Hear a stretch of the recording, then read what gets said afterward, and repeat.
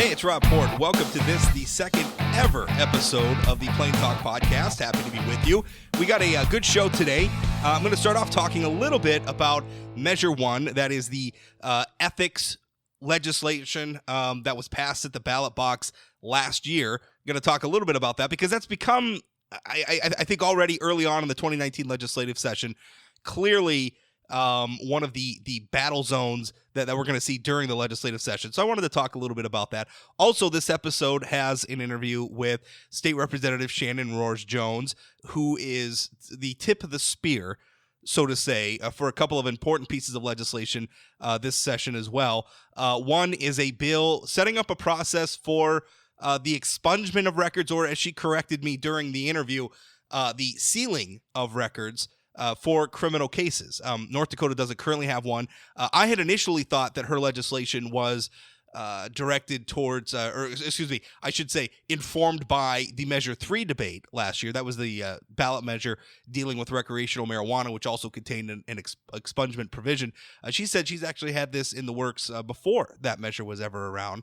She thinks that the state of North Dakota needs a process to expunge records. We'll talk more about that later in the show. Also, she is heading up the push to repeal North Dakota's Sunday opening law. So we'll talk a little bit about that. But for now, back to Measure 1. My Sunday column was actually about both Measure 1 and the initiated measure process, which I think are a little bit intertwined, at least in my mind, because while lawmakers are considering, there's a proposed constitutional amendment, SCR 4001, lawmakers are proposing some new restrictions on the initiated measure process. Now, this isn't new to this election cycle. I know that there's some commentators out there and some other people on social media who are suggesting that the legislature is trying to crack down on initiated measures because they don't like Measure 1, which is the ethics measure.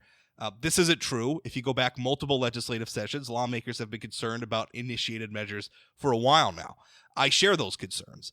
I don't like the initiated measure process.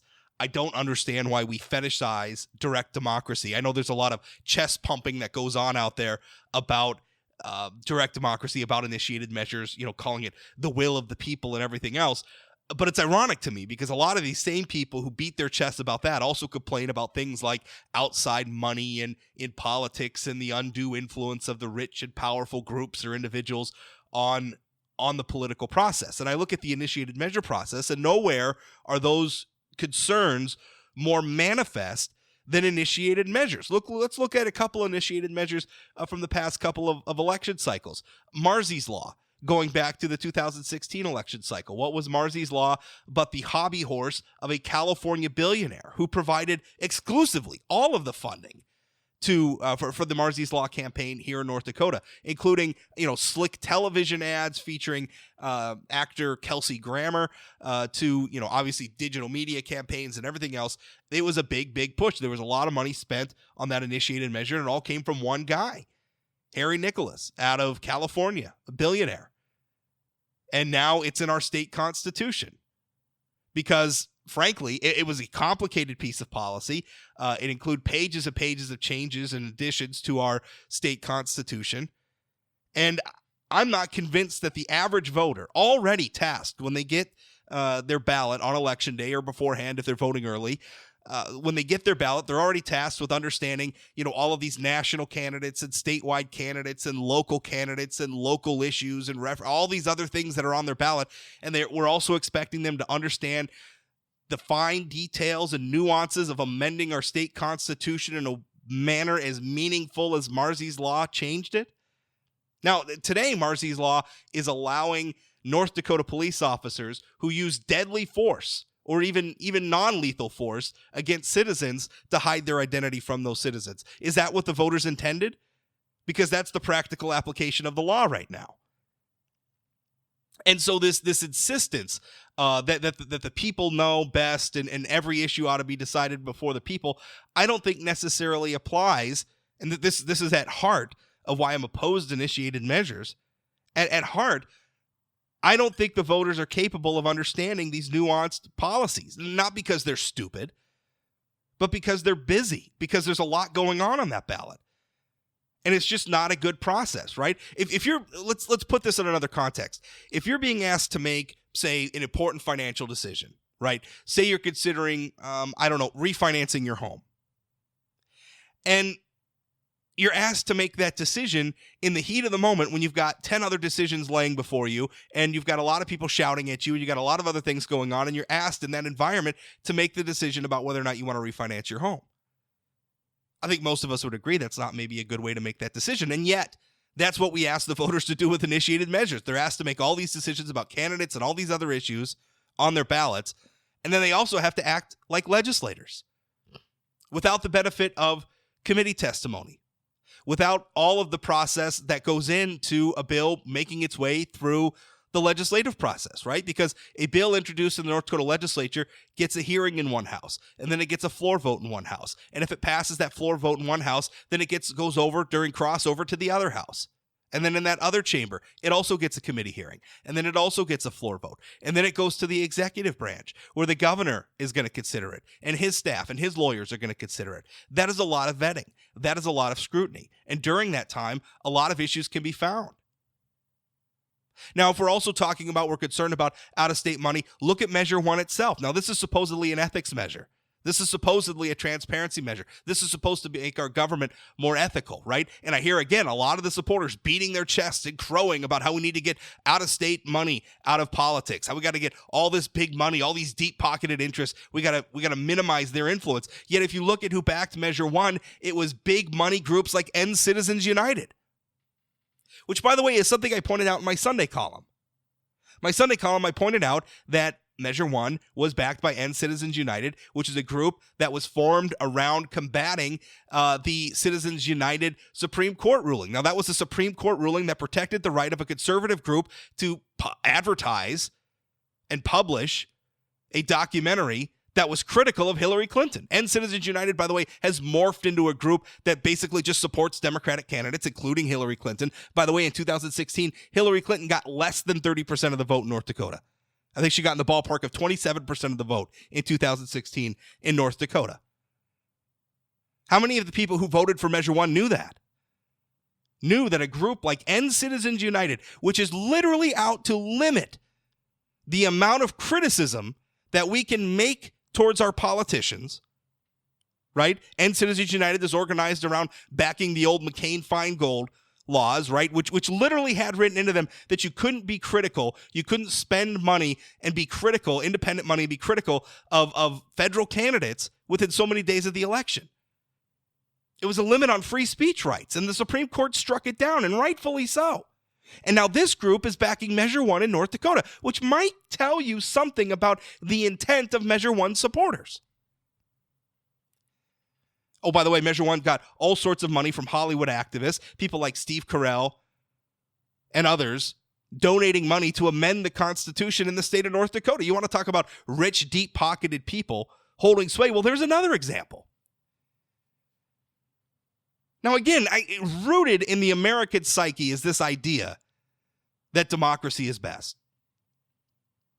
And it's a little bit misleading because in actuality, our founders didn't like direct democracy. In fact, they sought to limit it.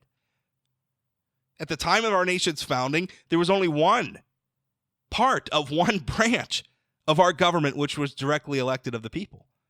The House of Representatives was popularly elected. The United States senators were appointed by the state governments. The president, to this day, isn't popularly elected, as we learned in the 2016 election when Donald Trump lost the popular vote, but won the Electoral College vote, because the popular vote doesn't matter. Our founders didn't like direct democracy. They were very concerned with direct democracy, and you know what? They should have been. Because while democracy is great for electing candidates, I think that's fine when we all get together and we choose who we want to go and help make the laws and delegate to, a city council or a county commission or the United States Congress or the state legislature. That's great. Elections are fine for that. But elections are not great as an avenue for vetting complicated pieces of public policy, which is why errors slip through. By the way, another example of that, talk about the medical marijuana legislation in the 2016 election was so poorly written, it didn't decriminalize medical marijuana. Now, if that legislation had been subjected to legislative scrutiny, that glaring error, probably would have been caught and corrected.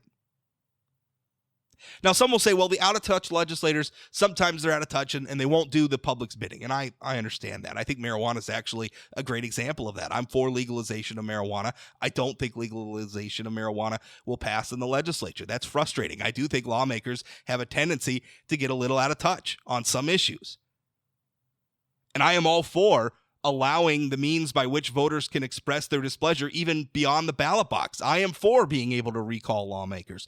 I am for referendums, which allow voters to put a piece of policy that the legislature has passed, refer it to the ballot, and essentially give the people a veto. But when it comes to initiating new policy, right, when it comes to amending our state constitution, which, by the way, is all SCR 4001 introduced by State Senator David Hogue from Minot, that would only apply to constitutional measures, not all ballot measures. But when it comes to amending our state constitution, when it comes to amending our state statutes, I think we need a process that's better than the initiated measure process. Now, I understand why deep-pocketed groups like End Citizens United and others and all these Hollywood celebrities, why they like the initiated measure process. They have lots of money. And they can afford to pay signature collectors, right? Which, by the way, the supporters of Measure 1 did. They spent at least $250,000 on collecting signatures.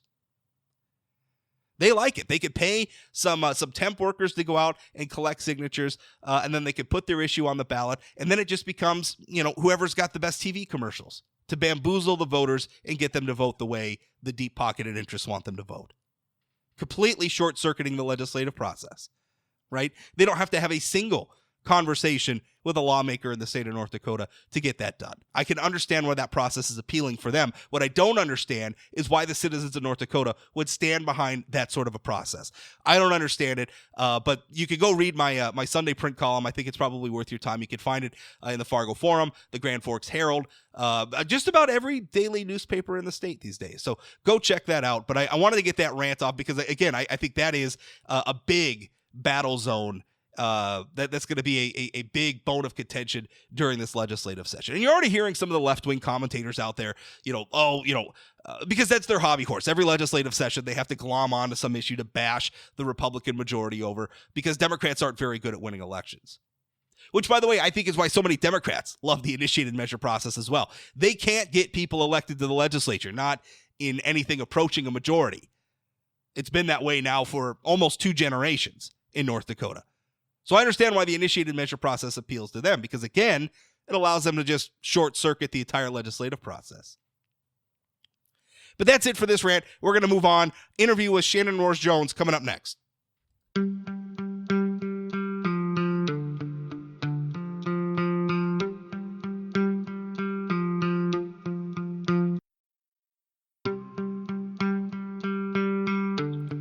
I've got State Representative Shannon Roers Jones on the line. She's a Republican. She's from Fargo. And she's actually in her car driving home, having just completed the first full week of the legislative session down in Bismarck on our way back to Fargo. Shannon, how are you? I'm doing well, Rob. Thanks for having me. Well, thanks for making time for me on the way home. I know you lawmakers, it's a lot of work and a lot of time off. I know that's you're not complaining about it, but it's a lot of time, and I appreciate you making some time for me on the way home. Not a problem. I enjoy visiting with you. I wanted to talk with you about a couple of bills. I want to get into the Sunday opening bill in a little bit, but I also wanted to talk about an expungement bill because I think this is an interesting question. An expungement provision was included in the recreational marijuana ballot measure that was considered and rejected by voters last year. But you've brought it back, and you brought back a decriminalization bill as well. But to me, I feel like the expungement issue stands on its own because I've long felt, as somebody who at one point in my career, I did background checks for a living. In my job now, I spend a lot of time looking at public records. And one thing I've always thought about, particularly as we enter the digital age, is the fact that if you do something wrong, that can stick with you for a long, long time. And I think it used to be once upon a time, before all the records were digitized and we have the internet and everything else, you could, if you made some mistakes in one area, once you paid your I guess, what do they call it? Your debt to society, you could move on to another place. And that's not really possible anymore, which is why more and more I've been thinking about expungement legislation, and I know yours isn't the only one. In fact, I wrote today on the blog about an expungement bill that's specifically directed at DUIs, introduced by Representative Dennis Johnson from Devil's Lake. But tell me, how did you come to introduce this bill? I mean, it was obviously Measure 3, the recreational ballot measure, was to do with it. But do you agree with me? I mean, I look at this as sort of its own standalone issue. I agree wholeheartedly that this is it's standalone, its own issue. And this one was not in response to Measure 3, the recreational marijuana one. This is actually something I've been working on since about 6 months or so after the last legislative session ended. So off and on for about a year and a half, I have been working with several criminal defense attorneys, including Mark Fries and Lad Erickson, and a couple other people who work with Mark who have consulted on different portions to make sure that we have a really comprehensive bill that's going to be something that hopefully we can pass, because I think it's important, but something that people are going to be comfortable with as, kind of a first step to see how this works before we get into, I don't think anyone is comfortable with getting into serious sexual offense or violent offense crimes. And so that's why we've specifically excluded those offenses for the purpose of this bill. Now, that's interesting because, and that's my mistake. I made the assumption that this was a way to bring Measure. I think a lot of people saw Measure 3 as being a flawed proposal. I agree. I assumed that this was motivated by Measure 3. It wasn't. So what are you seeing out there? I mean, what societal problem are you seeing that needs to be corrected by this? It's exactly what you're talking about. And although this isn't going to solve the fact that everything that you do is now recorded for the rest of your life on the internet, it does take and provide you some measure of, I don't know if you want to call it clarity or some measure of comfort for future employers or landlords, that the courts have recognized through your petition. You do have to take a proactive step with my bill, which is different than Measure 3. That was an automatic expulsion. Yeah. But the courts have recognized through their balancing test that you have made efforts to kind of reform your life, and you want to move forward without constantly having to be reminded of the mistakes that you've made in your past. Well, let me ask you about that. We didn't get into the nuts and bolts of what your actual bill is. I've described it as an expungement bill, but describe for us, I mean, if your bill were to pass and somebody, what is your bill? Give us a top level description. Okay. Absolutely. So I will just clarify, because especially after Measure 3, everyone is familiar now with the term expungement, which wasn't the case when I started working on this. But Legislative Counsel prefers us to use the term record sealing. Okay. Record sealing because you can never truly expunge the bill. So the record sealing bill would allow people who have been convicted. At this point, the bill is for a nonviolent, non-sex offense crime. It creates a process where they can petition to have that record sealed so that it's not disclosed on background checks in the future. And the process would be available after 3 years for someone who has a misdemeanor crime, and after 5 years if you have a felony level crime. Now, I like all of that. I like that we're we're setting a process by which, somebody who had, I don't know, maybe in their early 20s, they stole a car, they had some substance abuse problems, but 10, 15 years later, they've put their life back together. They haven't committed any further crimes. There was no violence involved in their original crime. So, there's a process by which they could go to the courts and say, hey, can you get this off my record? Give me some closure and I can move on to my life. Because to me, that's the whole point of the criminal justice system. You have, obviously, we want the part where we're holding people accountable and there's consequences when they break the law. But on the other side of that, we also want to reform people and return them to society and have them be functioning members again. So you would establish this process to do that. Have you looked at all into what sort of, because I know I listened to the State of the Judiciary address earlier this month, and we're talking all the time about needing new judges and everything else. Would this put a new burden on the court? I mean, would we expect a lot of petitions to come in and the courts to get, jammed up with judges having to review these things? It's hard to tell, but we're trying to keep the process as simple as possible. We want to make it not only simple for the courts, but we also want to make it simple and inexpensive for the petitioners. So we're hoping that we can create kind of a self-help process. This is going to go through the original courts where the case was heard. And so if you have a petition that's submitted to those courts and you have a state's attorney or someone who's familiar with the process, then there are opportunities for this to be done by stipulation, so you don't have to have a court case. And so it's hard to say. In the beginning, there may be more cases than you have, in the future. There may be an initial wave, but I'm hoping that this does not create an undue burden for the courts. But it's yet to be seen how many people will take advantage of the process. Yeah, I guess and you would expect a surge at the beginning and then for it to die down over time. But I imagine, would this be retroactive? So somebody who, if this law passes this year, somebody who committed a crime 20 years ago, would they be able to petition the court? Yeah, it's not retroactive. It's proactive. But the fact of the matter is, the time bar that they have to wait either 3 years or 5 years. If that amount of time has elapsed since their conviction and the end of their probation, then they certainly would be able to start that process now. Yeah.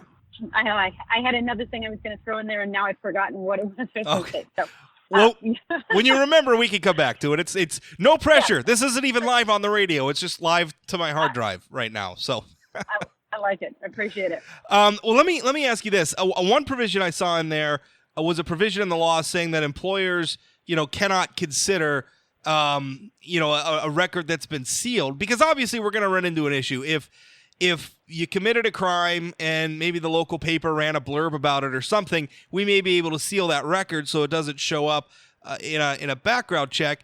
But there's not much you can do about Google, right? So if you Google the person's name and that pops up, it's going to be out there. Tell me a little bit about that provision, because I wondered how that would be enforceable. How can you tell a private employer they can't consider that issue if they find it, even if the record's been sealed? The fact of the matter is you can't enforce it. We don't want to create some sort of an enforcement provision where it says, you don't know what the subjective mind of the employer is saying. What we want to convey to people is, this is the court's declaration that they feel like this person has been reformed and they are worthy of having this conviction sealed from their record, that they don't believe it's something that's going to impact that person's life in the future. And obviously, that the court isn't going to say all of that, but by going through the factors, a person has to submit as part of their petition, which is, they have to submit evidence of all of their prior convictions and charges. They have to submit information on where they've lived in the past, basically anything that might be anything prior, anything pending, anything which has a deferred imposition or a state imposition, a lot of different information like that. And so the court's going to review all of those things together and then kind of balance the need for the petitioner to have this taken off of their record versus the public's need to know, how serious is this and how likely is it that this is something that could affect the public in the future.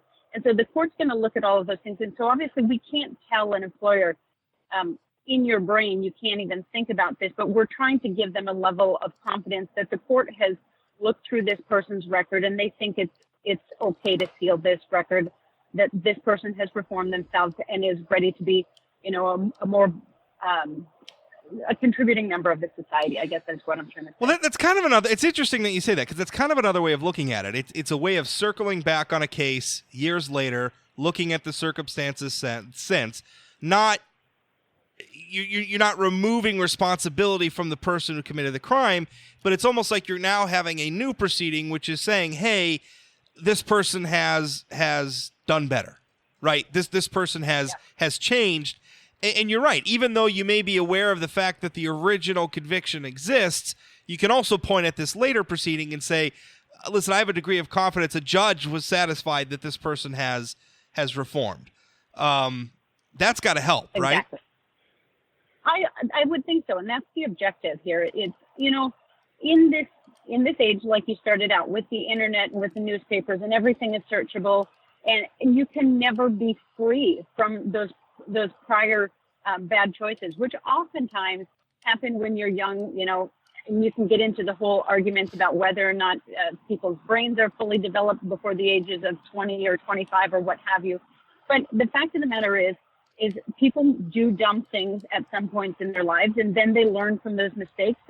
And we don't want them to be burdened for the rest of their lives, because what ends up happening is if people can't find housing, if people can't find good jobs, then they end up falling back into the things that they can do or find that are going to allow them to get income, allow them to get money, whether it's stealing things, whether it's selling drugs.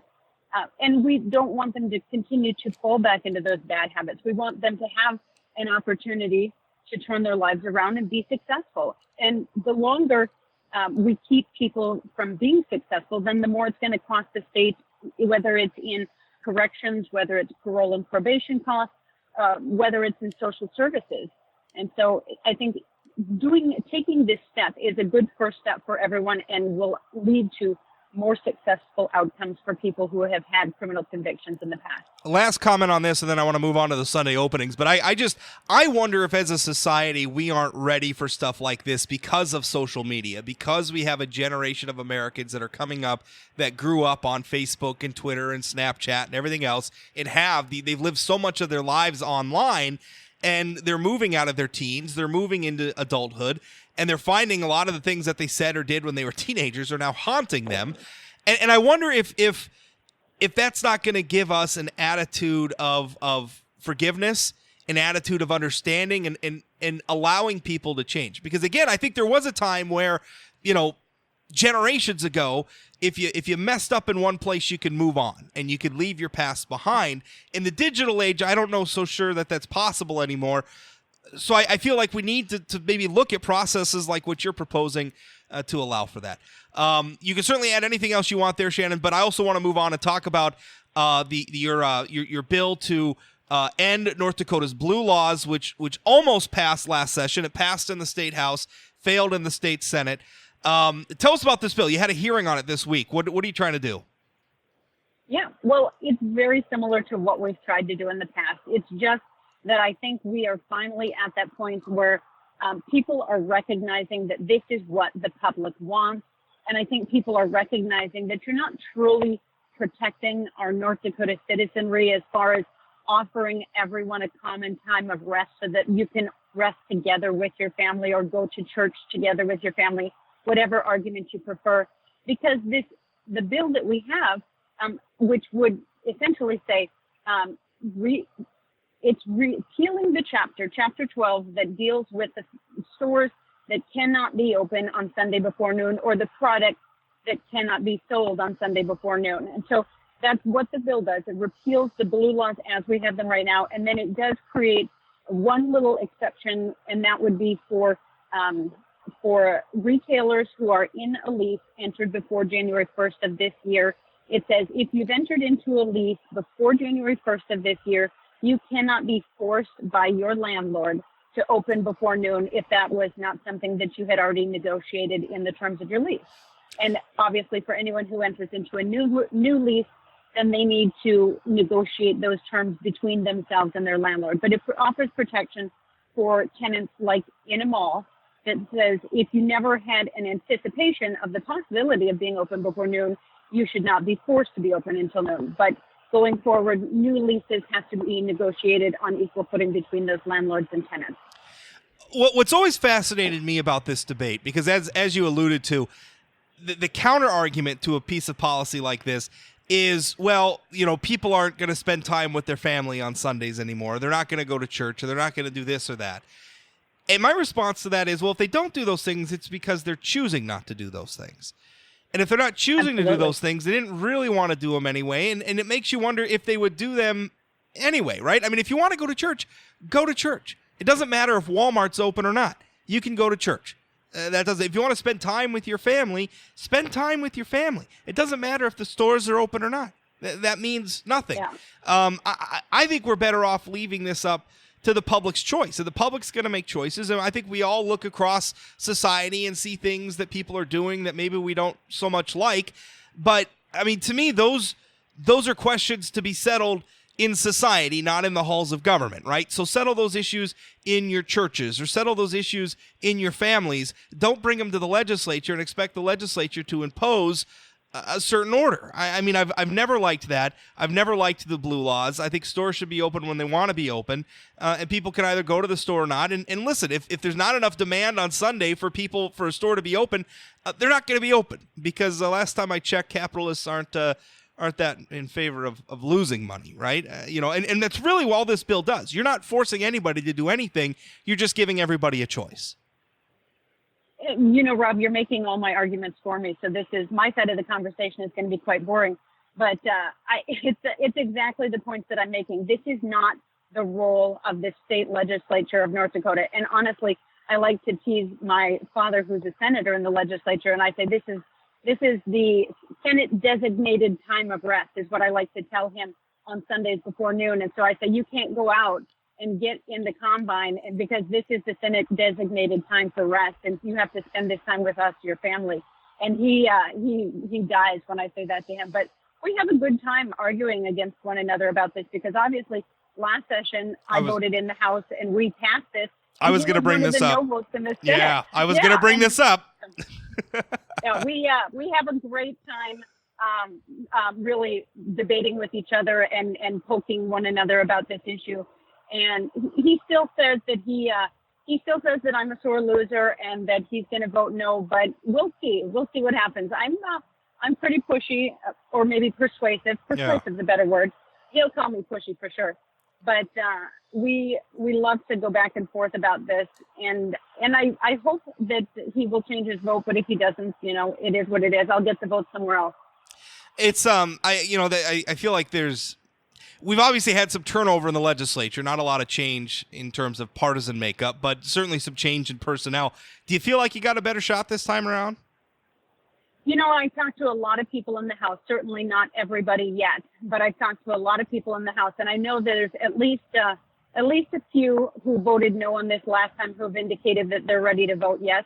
Plus, we've got a little bit of turnover with some of the seats, and I think all but 2 of the seats that turned over, I think, will be voting yes on this. And so I'm still working it. I'm working all the votes, and I've got some friends who are working them on the Senate side, and I'm going to do everything I can to persuade people that this is not our role. And, the other thing that people like to point out, I've had some posts on this on my Facebook and some real good discussion on it, hearing a lot from people who say that employees are going to have to work 7 days in a row, and then they're never going to have an opportunity to have a day of rest, these different things. And we already have protections in the law that says an employer must give someone 24 consecutive hours off for every 7 days that they work, so that they have an opportunity to rest or attend worship. Yeah. I just don't see this as a problem. And, there's just not a lot of these laws left around anywhere to begin with, and we seem to be doing just fine without them. Well, Shannon, that's all I've got. You have a safe drive home. I appreciate you making time for me. Thank you, Rob. Always nice to talk to you.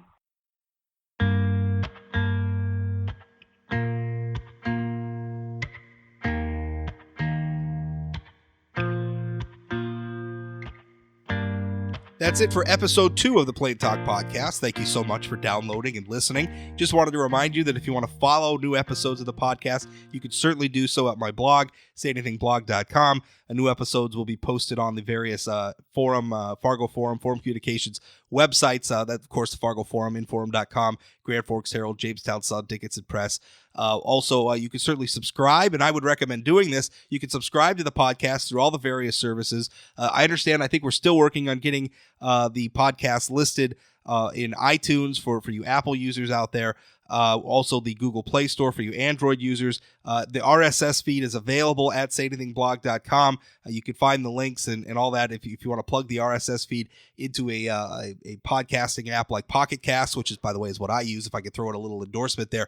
Also, I can announce right now the podcast is available on Spotify. So if you're a Spotify user and you want to listen that way, you can find the podcast on Spotify and certainly subscribe there as well. Thank you for listening. We'll talk again.